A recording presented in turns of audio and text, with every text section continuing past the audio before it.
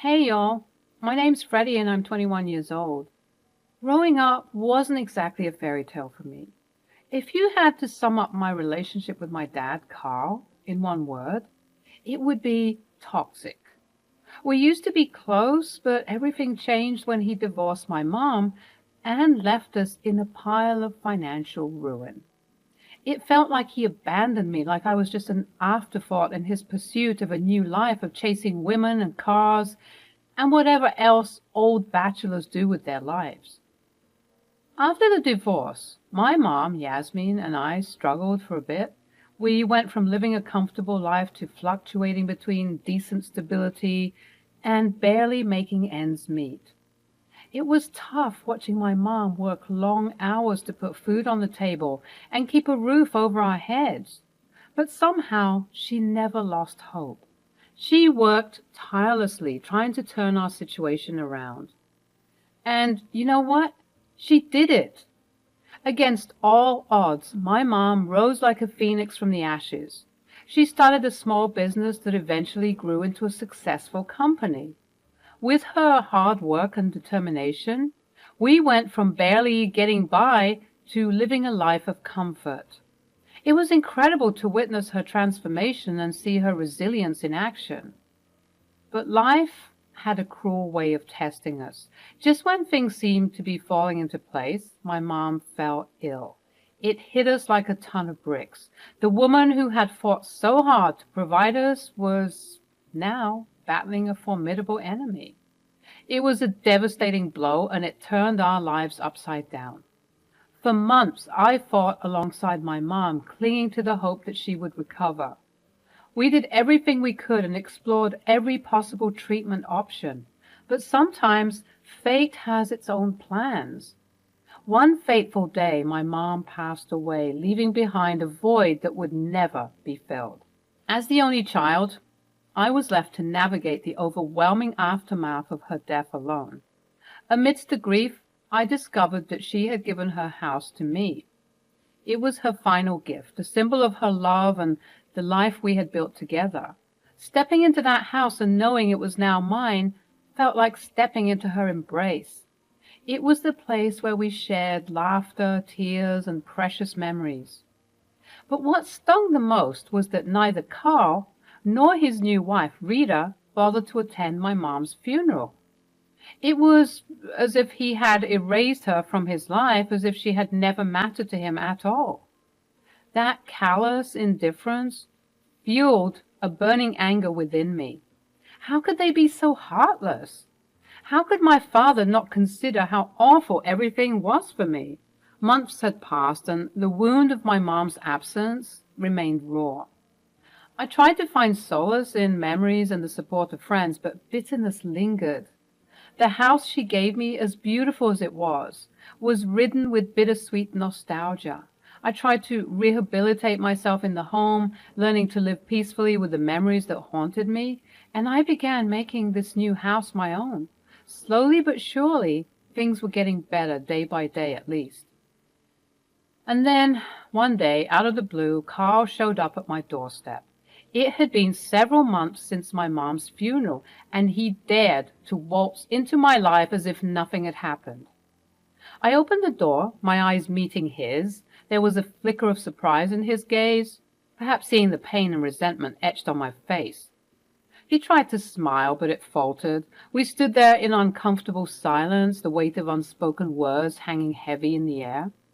My anger and disappointment simmered beneath the surface, threatening to spill over until he finally said, sheepishly, "Hey, Freddie, can we talk?" I stared at Carl, his presence in my house stirring up a whirlwind of emotions within me.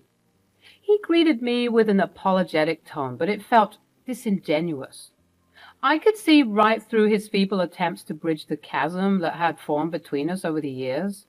"Spare me the act, Carl. I'm not buying into your pathetic apologies. You walked out on us and left us struggling while you enjoyed a life of luxury, and now you dare to show up here like nothing happened?"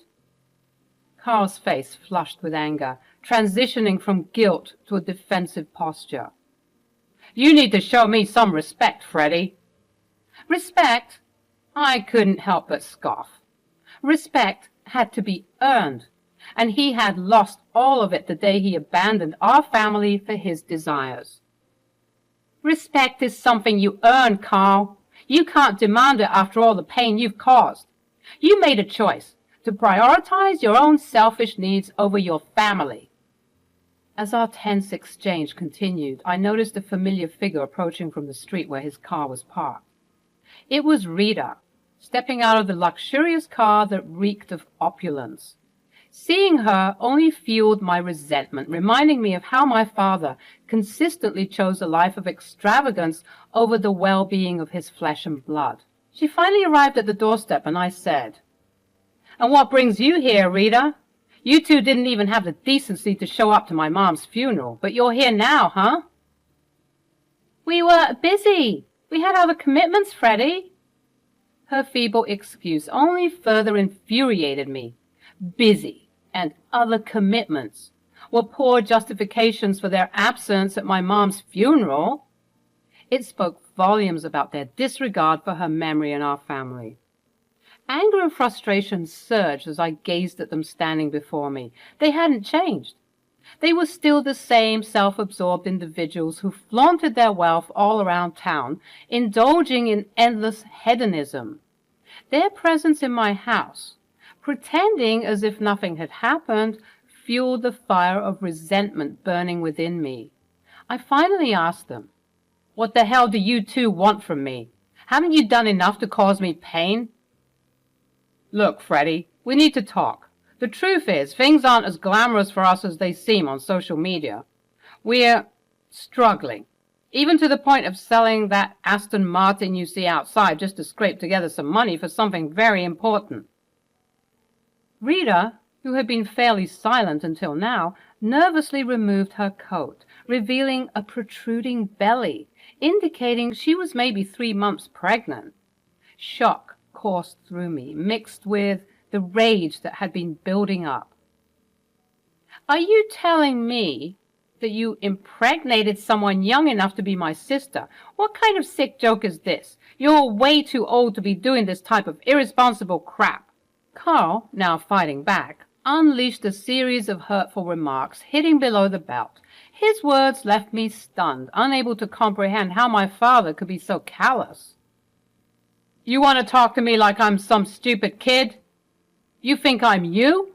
That's why I left you and your mom, because I couldn't stand to be around an idiot like yourself. You're worthless and hopeless and useless. I didn't do anything wrong or illegal, so shut your trap." Even Rita seemed to disapprove of the berating I received.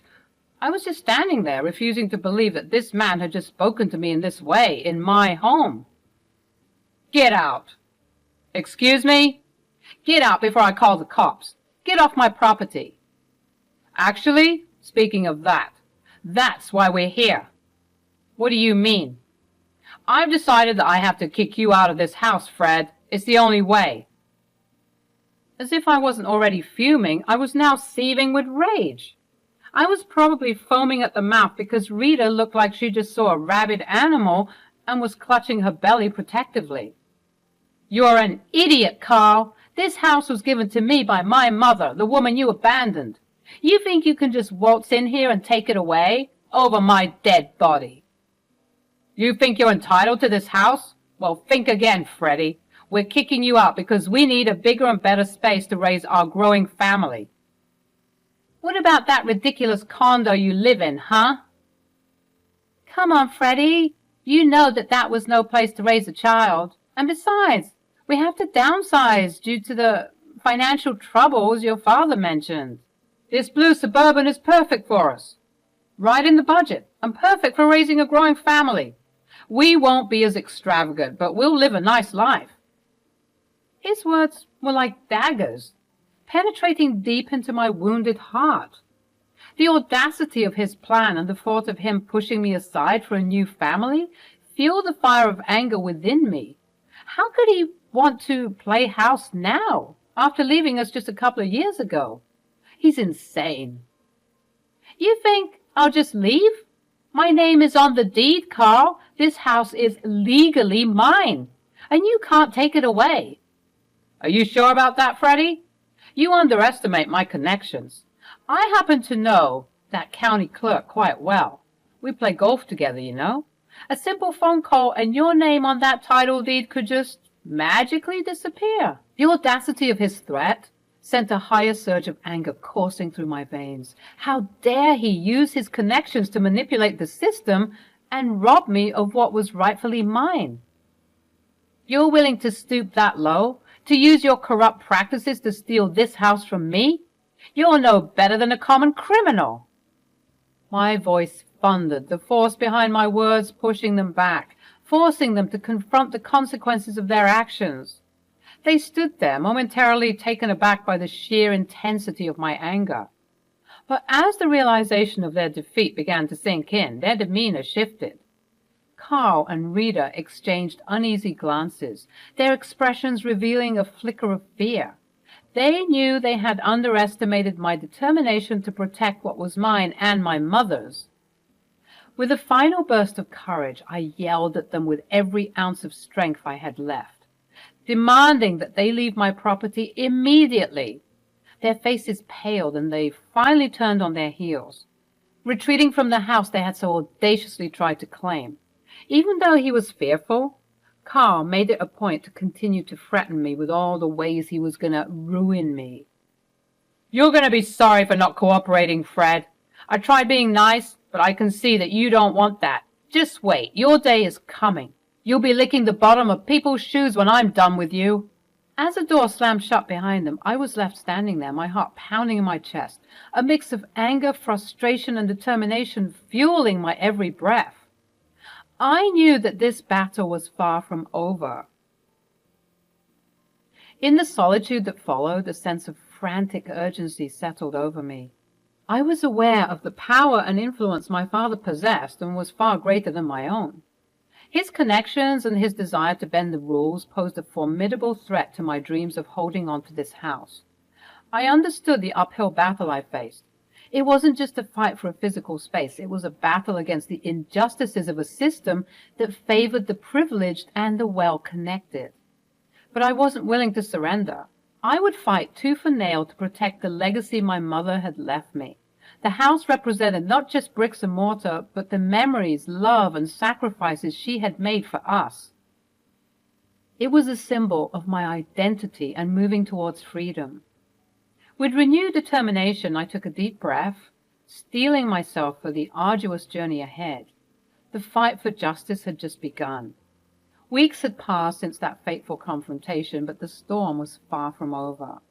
Carl, relentless in his pursuit of control, continued to bombard me with hateful messages and threats. I chose to ignore them, recognizing their venomous intent.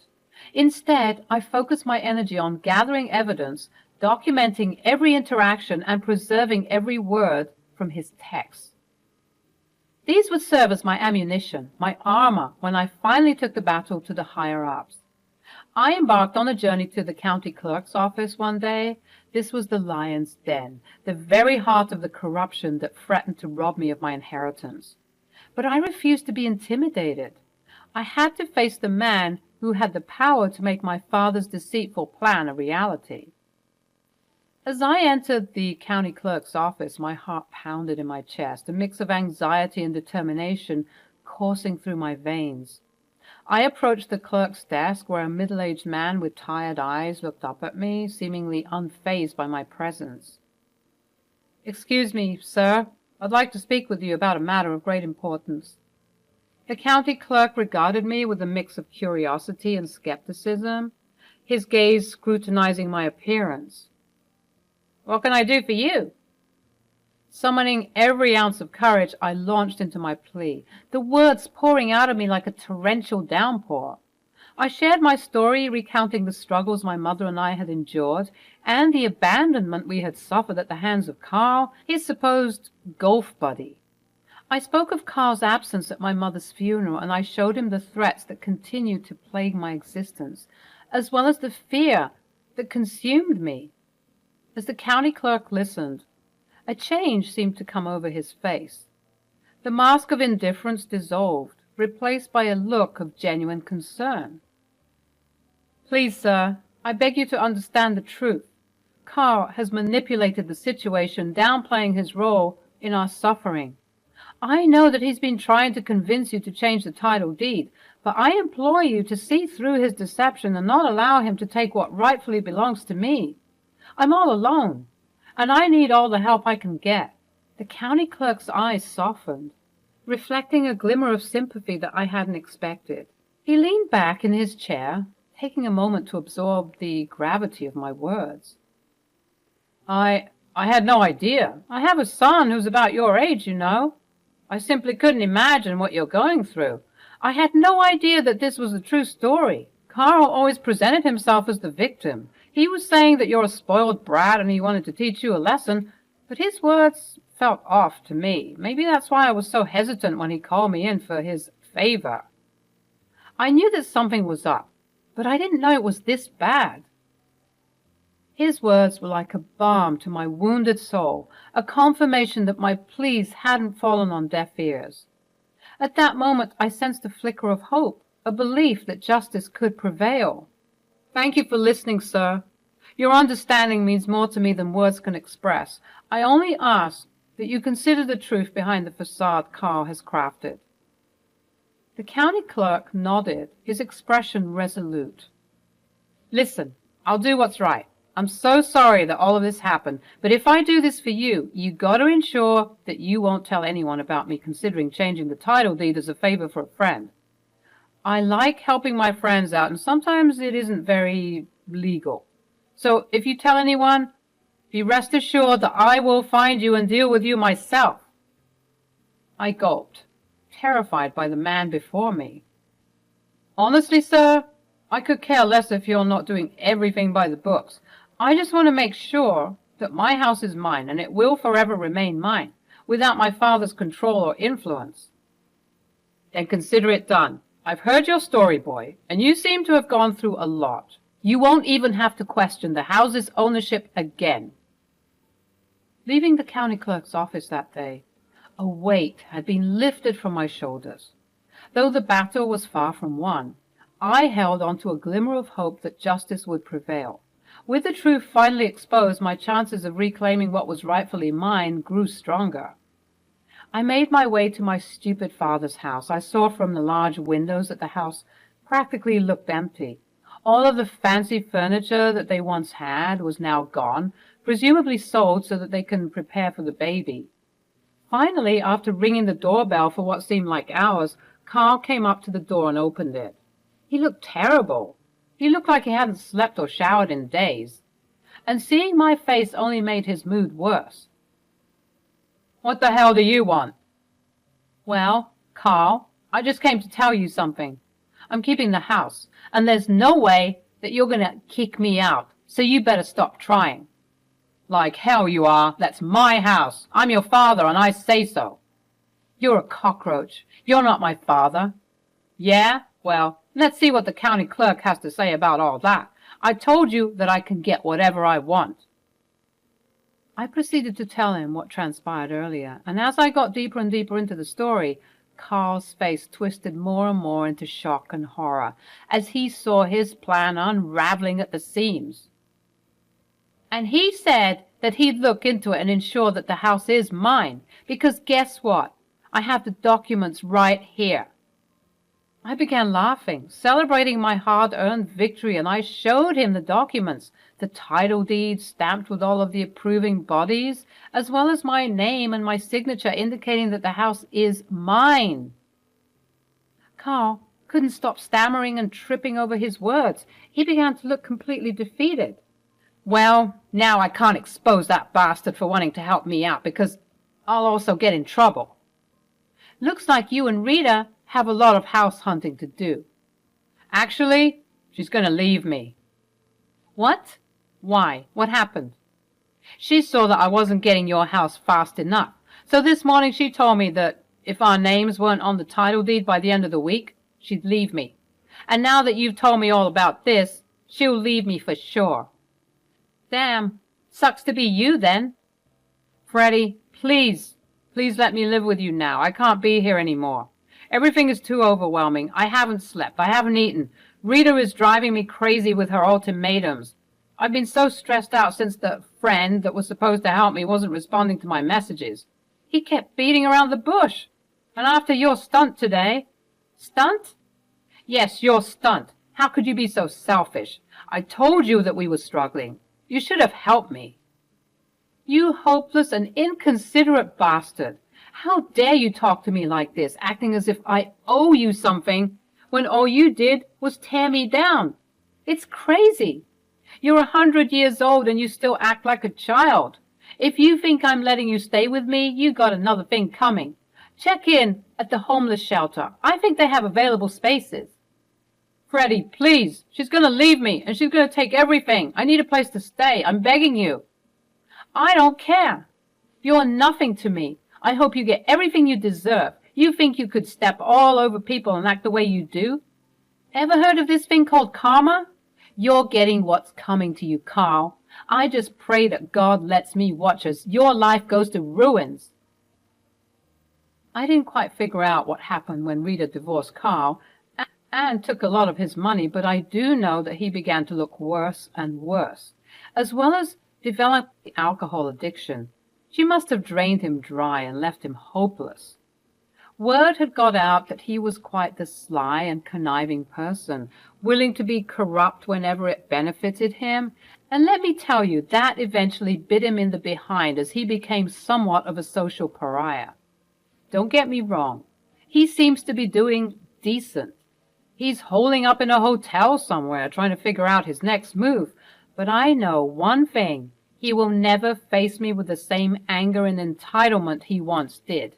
He knows I'm not a kid anymore, and I have some skin in the game. I'm willing to fight for anything that my mother left behind, and if he's stupid enough to try me again, I'll make sure that he'll always stay on the ground.